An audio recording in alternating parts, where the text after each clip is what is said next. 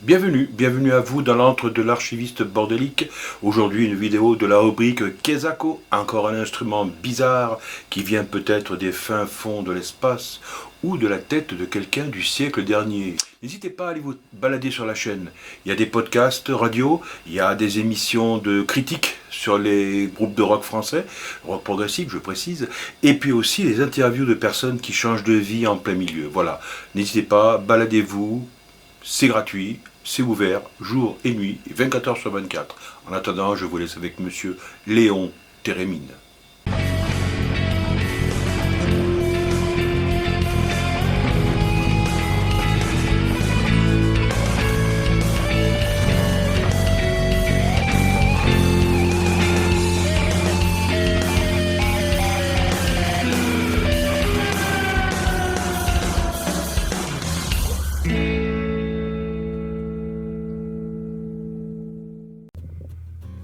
Le thérémine, également connu sous le nom de Thereminvox, est un instrument de musique électronique inventé au début des années 1920 par un inventeur russe nommé Lev Sergeevitch Termen, plus connu en Occident sous le nom de Léon Thérémine.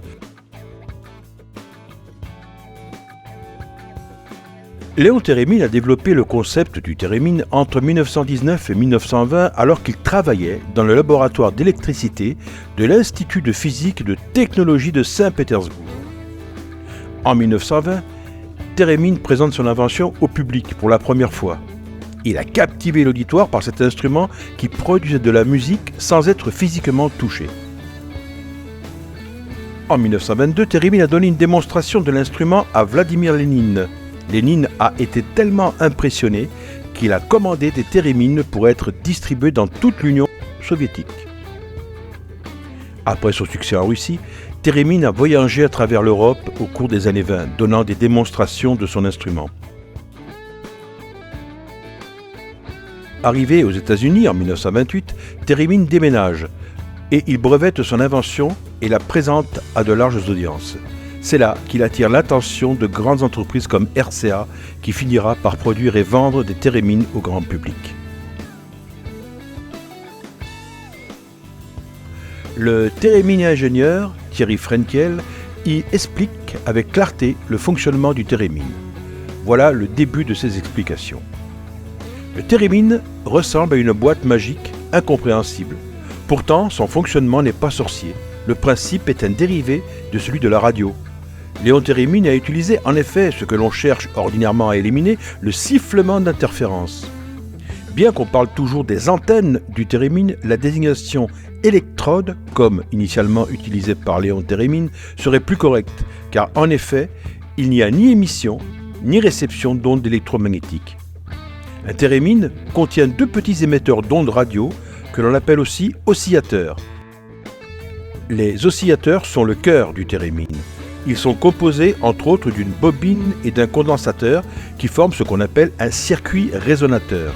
Ce circuit détermine la fréquence, nombre d'oscillations par seconde, initiale de cet oscillateur. Un de ces oscillateurs, 0,1, est connecté à l'antenne du thérémine. Cela permet de le dérégler en approchant la main.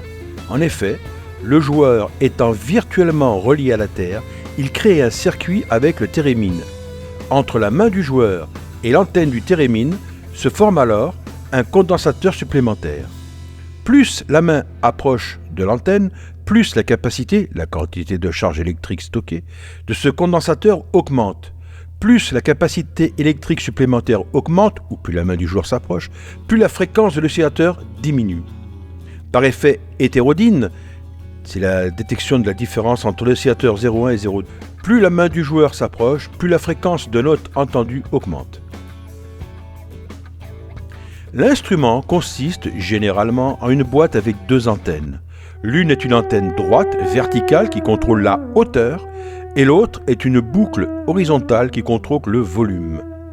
Pour jouer au thérémine, le musicien bouge simplement ses mains dans l'air autour des antennes. L'éloignement de la main de l'antenne de hauteur détermine la fréquence ou la note, tandis que l'éloignement de l'antenne de volume détermine le volume du son. L'intervalle entre la main et l'antenne crée un champ électromagnétique et le thérémine produit un son en réponse à ces mouvements. Le son ressemble à un chant ou à un son de violoncelle éthéré et peut varier d'un bourdonnement grave à un sifflement aigu.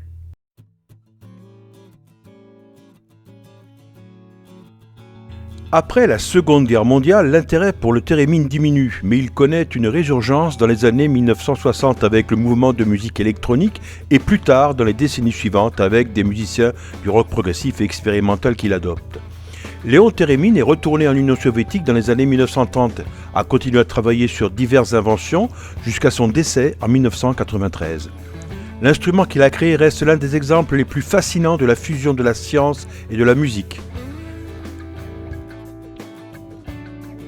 Le thérémine a été utilisé dans divers genres musicaux, allant de la musique classique à la musique rock, et il est probablement le plus célèbre pour son utilisation dans les films de science-fiction des années 1950, où il a été utilisé pour créer des atmosphères étranges et surnaturelles.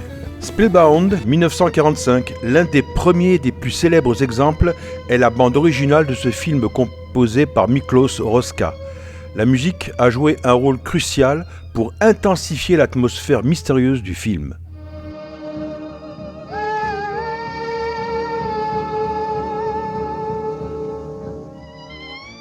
The Lost Weekend. Encore une fois, Milos Rozsa a utilisé le thérémine pour accentuer le ton sombre de ce film sur l'alcoolisme.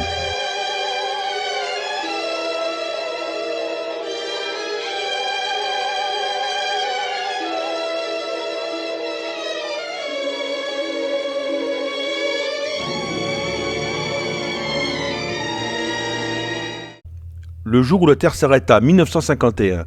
Bernard Herrmann est l'un des compositeurs les plus renommés de Hollywood. Il a intégré le thérémine dans cette bande-son pour renforcer le thème extraterrestre du film.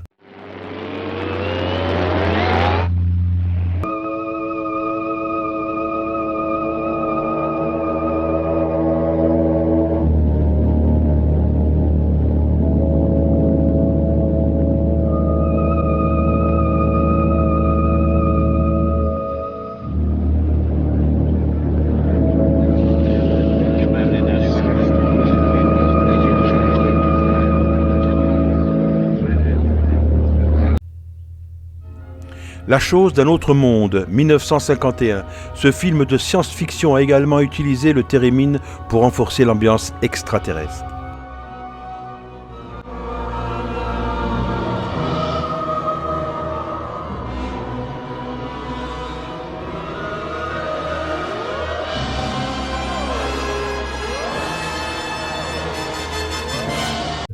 Planète interdite, bien que techniquement la bande originale ait été réalisée avec des circuits électroniques et non un thérémine traditionnel, le son rappelle fortement l'instrument et est souvent associé à lui.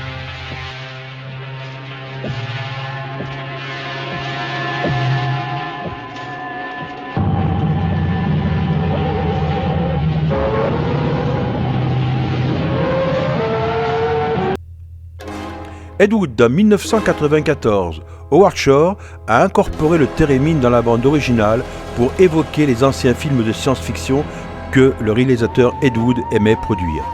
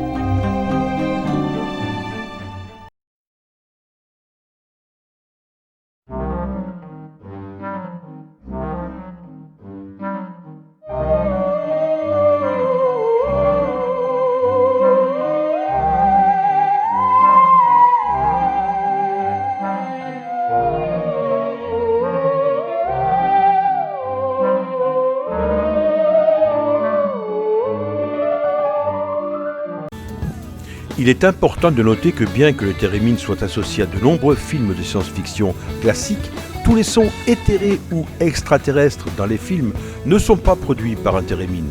Au fur et à mesure que la technologie musicale évoluait, d'autres instruments et méthodes électroniques ont été utilisés pour produire des sons similaires.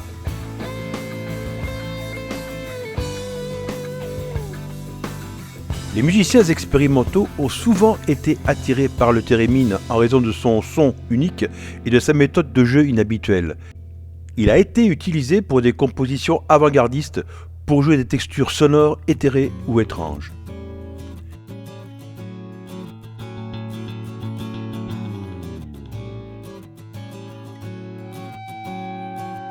Le compositeur brésilien de musique électroacoustique et microtonale a inclus le thérémine dans certaines de ses compositions.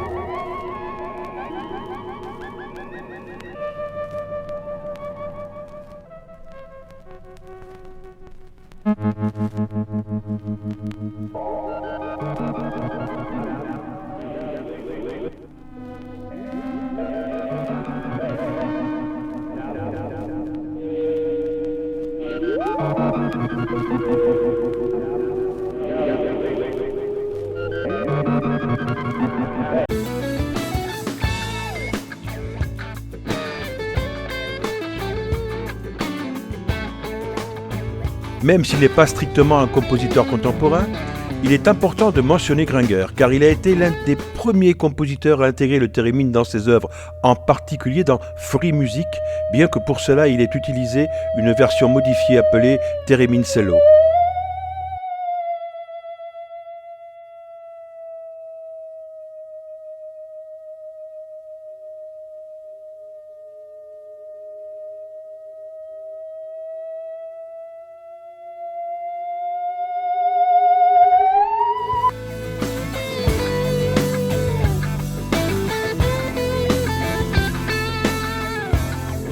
Cette compositrice autrichienne a incorporé le thérémine dans certaines de ses œuvres, fusionnant l'instrument avec d'autres formes d'électronique.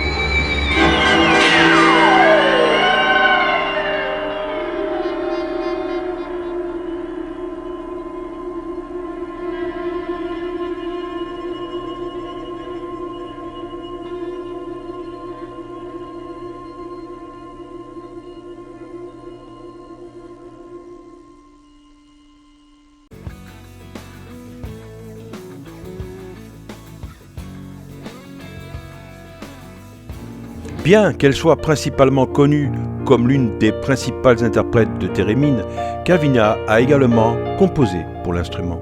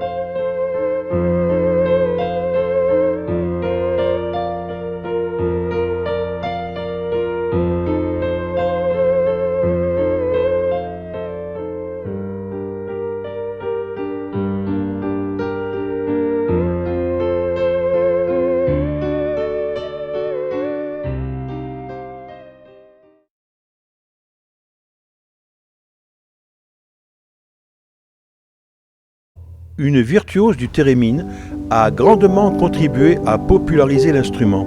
Elle a développé une technique pour jouer des pièces classiques avec une précision incroyable.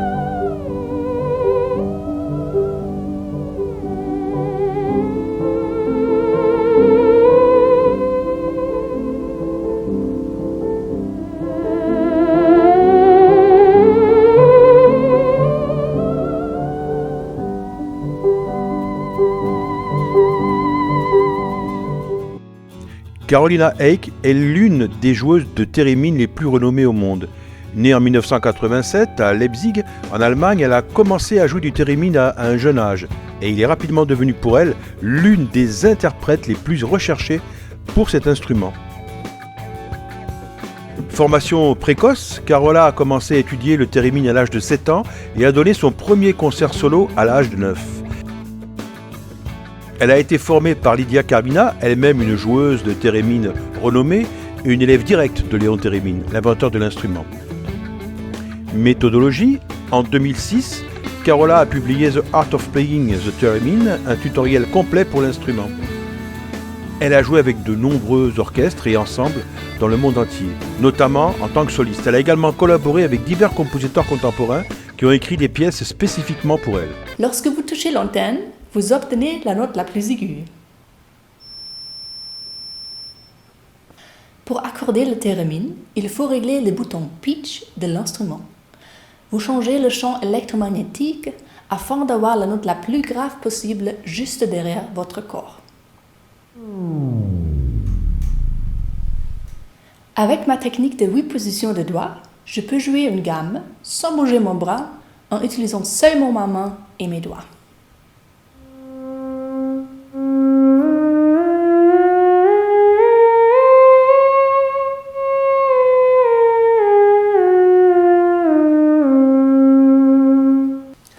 L'antenne en forme de boucle contrôle le volume. Le volume diminue lorsqu'on s'approche de l'antenne. La main gauche est responsable de la dynamique et de l'articulation des notes. Pour faire un crescendo ou un diminuendo, je bouge simplement mon bras de haut en bas. Elle a sorti plusieurs albums où elle explore différentes facettes du thérémine. Sa musique a été accueillie par la critique pour son approche novatrice et sa maîtrise technique. En plus de ses performances, Carola est également une éducatrice passionnée, donnant des ateliers de masterclass pour partager sa connaissance du thérémine avec d'autres. Elle a également contribué à moderniser la perception du thérémine et à le présenter comme un instrument sérieux et expressif, capable de nuances délicates et de profondeurs émotionnelles.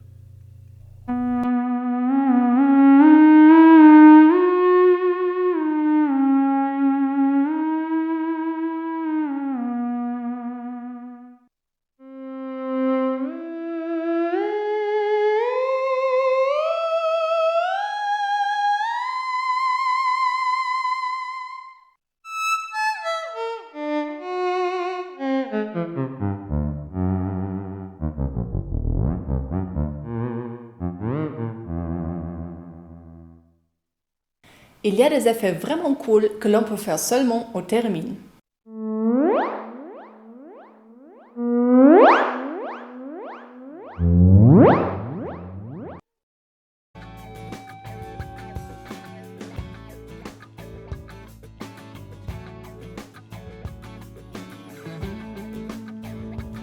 Des groupes et des artistes modernes comme Lothar and the Hand People, Père Ubu, Lydia Cavina ont également expérimenté avec le thérémine.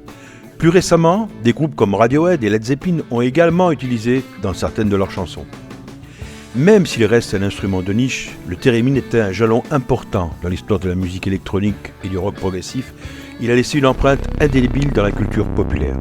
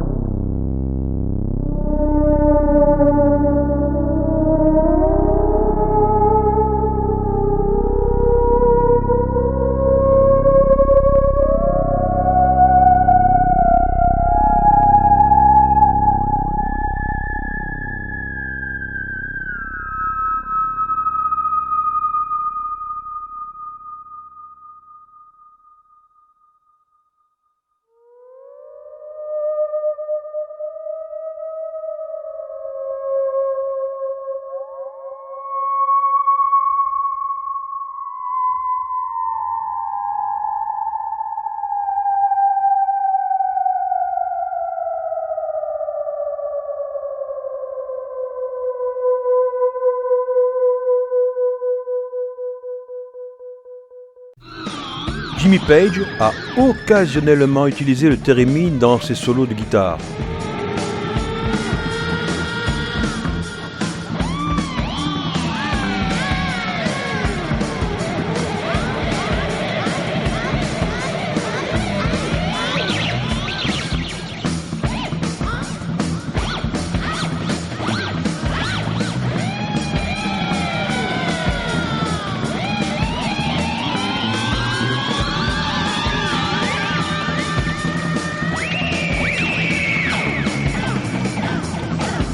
Hawkwind, connu pour leur space rock, Hawkwind a intégré le theremin dans certaines de leurs performances live. Bien que leur utilisation du theremin ne soit pas aussi fréquente que d'autres instruments, King Crimson a utilisé de temps en temps pour ajouter une dimension supplémentaire à leur son. Dans leur chanson Good News First de l'album Snake and Arrow, Geddy Lee utilise un theremin. Keith Emerson, toujours à la recherche de nouvelles textures sonores, a expérimenté avec le theremin à divers moments. Bien que moins connu, ce groupe a la particularité d'avoir plusieurs theremins utilisés simultanément, davantage associés au post-punk et à l'art rock. Père Ubu a utilisé le theremin pour ajouter une texture sonore distinctive de leur musique. Dans certaines de leurs performances live, notamment lors des solos de guitare de Steve Howe, le theremin a fait son apparition. Dans le cadre de leur space rock, Gong a parfois intégré le theremin pour des effets atmosphériques. And our friend the theremin wants to stay alive. We can play some music about the Southern Cross, you know.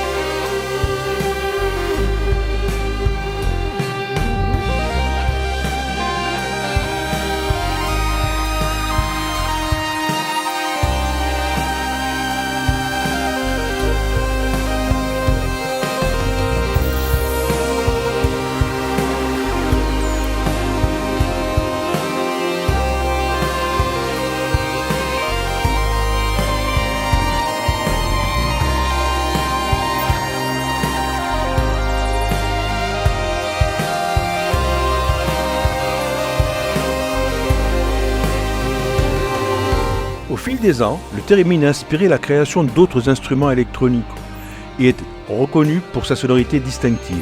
Malgré sa complexité initiale, de nombreux musiciens et compositeurs ont été captivés par son son et sa méthode de jeu innovante. Voici quelques-uns des cousins du theremin. Les ondes Martenot. C'est un instrument électronique inventé par Maurice Martenot en 1928.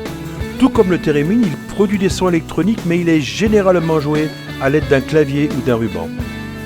Trotonium. Cet instrument a été développé en Allemagne dans les années 20. Il utilise un clavier et un ruban pour produire des sons électroniques. Électro-theremin.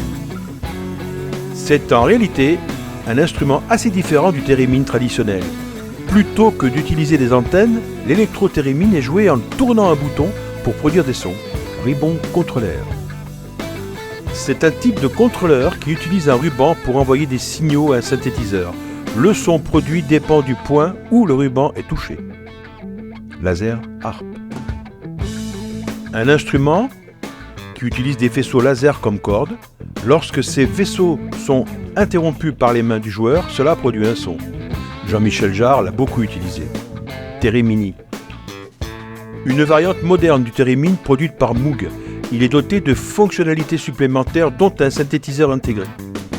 Bien que ces instruments puissent avoir des éléments en commun avec le theremin, chacun possède ses propres caractéristiques et sonorités distinctes. Et une petite cousine du theremin et de tous ces instruments qu'on a évoqués, eh bien, une cousine qui n'a pas besoin de courant, qui n'a pas besoin d'être branchée, c'est elle.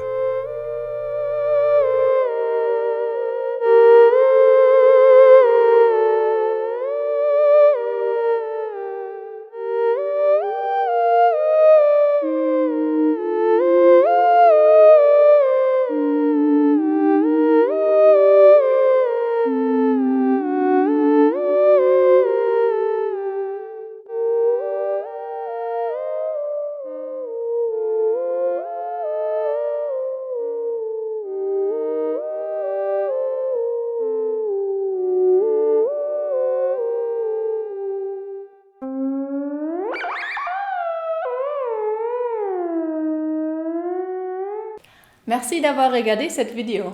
Au revoir. Voilà, j'espère que cette petite vidéo vous aura plu. N'hésitez pas à liker, partager, commenter. Vous connaissez un petit peu le laïus maintenant. Vous baladez dans la chaîne, mettre des pouces. Enfin, vous connaissez le refrain. Je vous laisse et je vous dis à très bientôt dans l'antre de l'archiviste bordélique.